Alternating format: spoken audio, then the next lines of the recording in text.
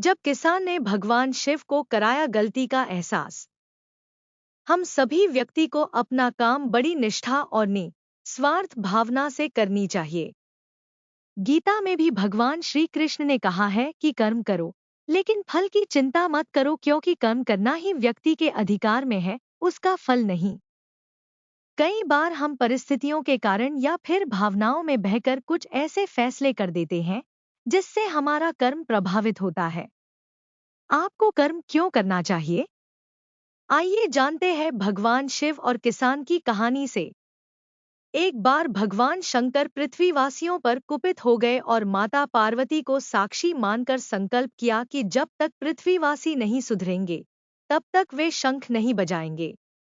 देव जानते थे कि शंकर भगवान शंख बजाएंगे तभी बरसात होगी। इससे घोर अकाल पड़ गया। पानी की एक बूंद तक नहीं बरसी। धरती पर त्राहिमाम मच गया।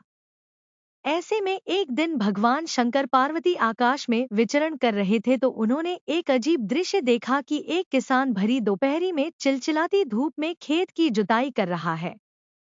पसीने में नहाया, मगर अपनी धुन में बहुत मगन।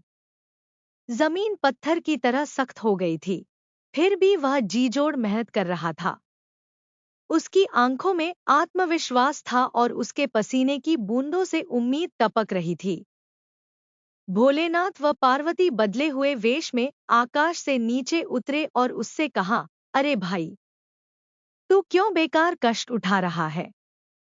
सूखी बंजर धरती में केवल पसीने बहाने से ही खेती नहीं होती। किसान ने हल चलाते चलाते ही जवाब दिया, हाँ, बिल्कुल ठीक कह रहे हैं श्रीमान। मगर हल चलने का गुण भूल न जाऊं, इसलिए मैं हर साल पूरी लगन के साथ जुताई करता हूँ। जुताई करना भूल गया तो केवल वर्षा से खेती हो सकेगी क्या? मेहनत का अपना ही परम आनंद है। मैं लोभ के लिए खेती नहीं करता। किसान की बात सुनकर महादेव को भी लगा कि मैं भी तो परम आनंद की अनुभूति के लिए ही शंख बजाता हूँ। मुझे भी शंख बजाए 1 बरस बीत गए। कहीं शंख बजाना भूल तो नहीं गया? उन्होंने तुरंत अपनी झोली से शंख निकला और जोर से फूंका।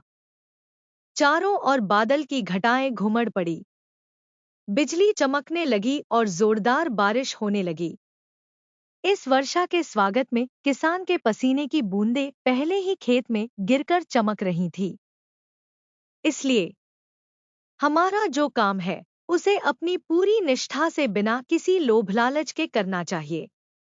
इसी में परम सुख है। अगर आपको हमारी वीडियो पसंद आई हो तो लाइक, शेयर और सब्सक्राइब जरूर करें। धन्यवाद।